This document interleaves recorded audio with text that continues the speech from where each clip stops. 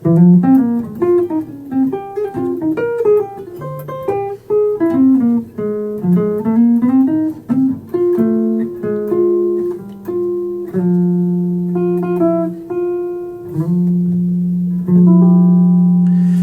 I made a few videos and I want to talk about being free on the guitar and what that means to me. So I think it's an important concept, and the idea is basically to throw out these ideas of melody and rhythm just for now. They'll still be there. They're important to learn, and scales. And think more about phrasing. So two ways to do this. First, a way I like to warm up would be to just put my hand on the guitar, find a note, and start playing eighth notes. So we can choose a moderate tempo.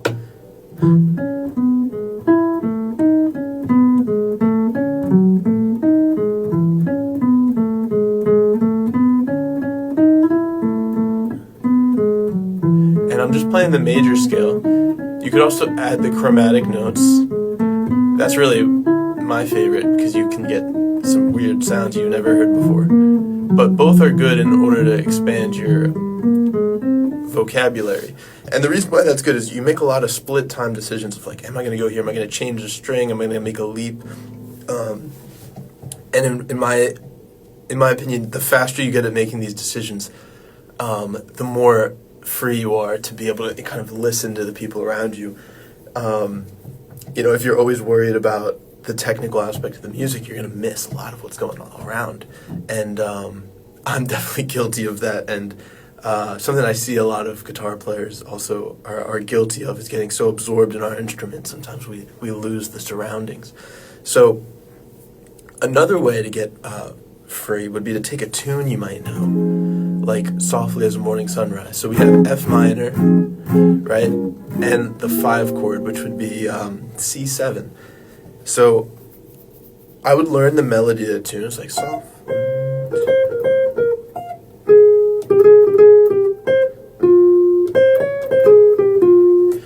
But it can be a little daunting to like, well, okay, so now how do I go from that to a solo? Or do I just want to play the melody for my solo, or do I want to embellish it?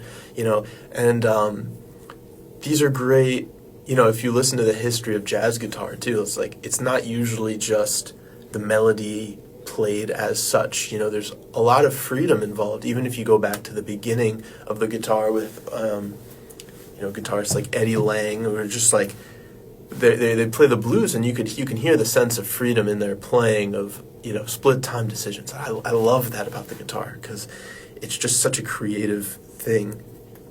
So let's talk about how we can achieve this. So F minor and C7. We're just gonna take some notes from those. So we're gonna have F, and it's gonna be minor, so we're gonna have an A flat, and we'll have the C7 arpeggio, and we want to think more phrasing. So like ga da bo dee bo da do, but instead of playing those notes, we're gonna play our new collection of notes.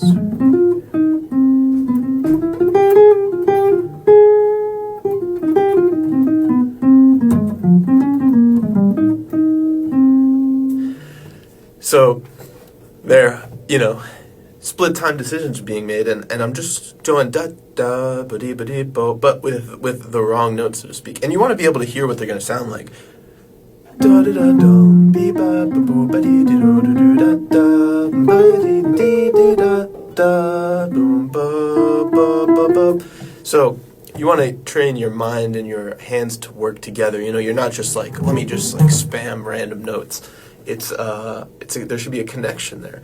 And the last thing I'll say is then experiment being completely free. So trust that the people who are playing with you, around you, or if you're playing solo, that the room around you will leave space for you to kind of get slightly lost. You should know your 2-5-1s and all that. That's great, but a lot of the excitement in my favorite musicians come when they do something, they take a risk. And I guess that's what I'm talking about today is the freedom and the risk you're allowed to take. There's no jazz police that are going to come and put you in handcuffs. So anyway, I wanted to share that today, and I definitely invite more of this conversation going forward. So, yeah, let's talk about it.